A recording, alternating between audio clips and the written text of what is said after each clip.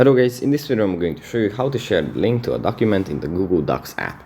But before that, don't forget to subscribe and leave a comment down below, because at 10,000 subscribers I'm going to show you my whole YouTube revenue statistics and growth strategy. So without further ado, let's just jump right into it. First, you have to open up the Google Docs app.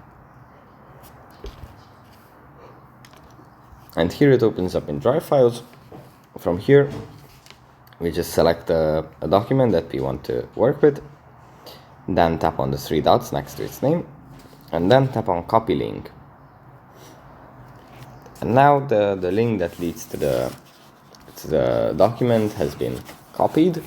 And then if we go into a chat or a conversation, we can just paste this link and share it with other people. We might want to and might have to edit the access part to the document, so those people can actually view it at least. But yeah, that's pretty much it for this video. Hope it was helpful for you guys, and I'll see you in the next one. Bye.